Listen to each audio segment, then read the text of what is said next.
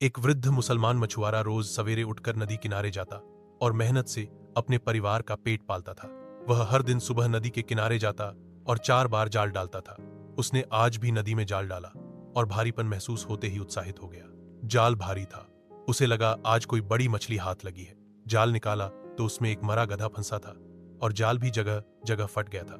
उसने फिर से जाल संभाला और दोबारा नदी में फेंका। इस बार जाल में केवल मिट्टी और कीचड़ निकला। वह रोते हुए बोला, हे दुर्भाग्य, 2 बार जाल डाला और कुछ भी हाथ नहीं आया। मैं इस पेशे के सिवा कुछ नहीं जानता। अब परिवार का पेट कैसे पालूं? उसने जाल को धोकर फिर पानी में फेंका। इस बार भी जाल में बस कंकड़, पत्थर और फलों की गुठलियां मिली।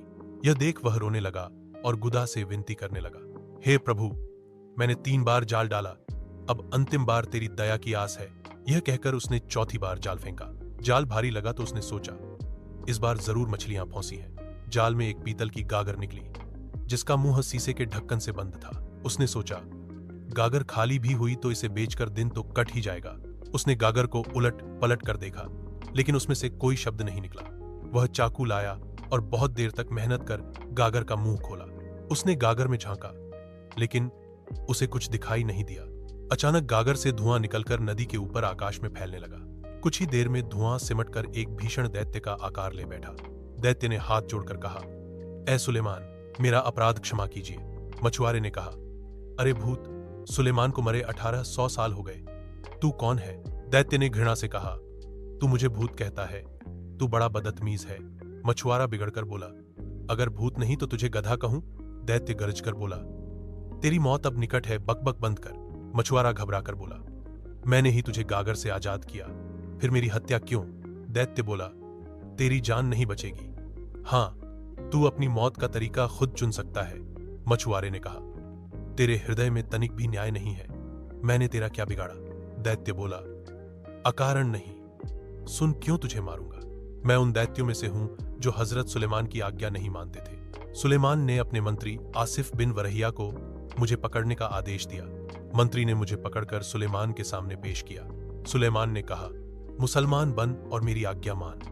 मैंने हजरत सुलेमान की आज्ञा मानने से इनकार कर दिया। सुलेमान ने मुझे गागर में बंद कर अभिमंत्रित शीशे का ढक्कन लगा दिया। सुलेमान ने एक दैत्य को आदेश दिया और गागर को नदी में डलवा दिया। गागर नदी में डल गई और मैं सदियों तक वहां पड़ा रहा। मैंने प्रण किया, जो 100 वर्षों में निकालेगा उसे अकूत धन दूंगा। कई 100 साल बीते, कोई न निकला, तो मैंने क्रोध में नया प्रण किया, अब जो मुझे निकालेगा मैं उसे क्रूरता से मार डालूंगा। अब तू बता, तुझे किस प्रकार से मारूं? अपनी मृत्यु चुन ले। मछुआरा भयभीत होकर सोचने लगा, मैंने भलाई की और मृत्युदंड मिला। मछुआरा गिड़गिड़ाकर बोला, मेरे छोटे बच्चों पर दया करो, प्रतिज्ञा भूल जाओ।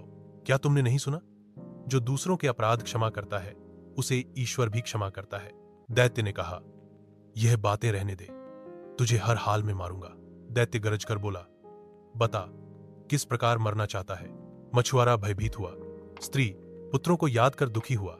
मछुआरा गिड़गिड़ाया, हे दैत्यराज, मैंने तुम्हारा भला किया, दया करो। दैत्य बोला, तेरी भलाई के कारण ही तुझे मार रहा हूं। मछुआरा बोला, बुरों के साथ भलाई का कुपरिणाम भुगतना पड़ता है। दैत्य बोला, चाहे जितनी कहावतें सुनाओ, मैं प्रण नहीं तोड़ूंगा।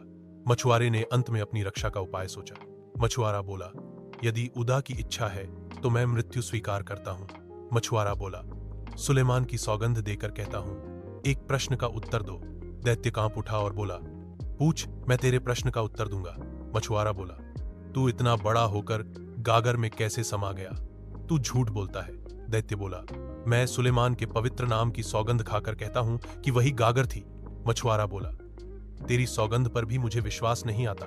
दैत्य बोला, क्या मेरी इतनी बड़ी सौगंध पर भी विश्वास नहीं करता? मछुआरा बोला, मैं तभी मानूंगा जब तुझे गागर में समाते अपनी आंखों से देखूं। यह सुनकर दैत्य फिर धुएं में बदल गया और सारी नदी पर फैल गया। धुआं धीरे धीरे इकट्ठा होकर गागर में समाने लगा। जब बाहर धुएं का नामो निशान न रहा तो गागर के अंदर से आवाज आई। मछुआरे ने गागर का ढक्कन कसकर बंद कर दिया जिस पर सुलेमान की मुहर थी। फिर मछुआरा बोला, अब तू बता, किस प्रकार मरना चाहता है? मछुआरा बोला, अब मैं तुझे नदी में फेंक दूंगा और सबको तेरे बारे में चेतावनी दूंगा। यह सुनकर दैत्य घबराया और गागर से बाहर आने के लिए बहुत संघर्ष किया। गागर के मुंह पर सुलेमान की मुहर लगी ढक्कन के कारण वह बाहर नहीं निकल सका। दैत्य ने क्रोध पर काबू पाया और बोला, मछुआरे भाई, मुझे फिर नदी में मत डाल देना, दैत्य बोला। मुझे खेद है कि तुम मेरी बात को सच समझ बैठे। अब मुझे निकाल लो। दैत्य गागर में बंद होकर बड़ी दीनता से मिन्नतें करने लगा।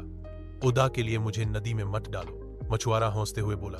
जब तुम गागर के बाहर थे तो ताकतवर थे, अब गागर में बंद होकर तुम क्यों डर रहे हो?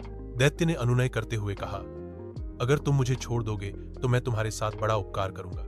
मछुआरा बोला, तू महाधूर्त है, अगर मैंने तुझे छोड़ा तो तू फिर मुझे मारने पर तुल जाएगा।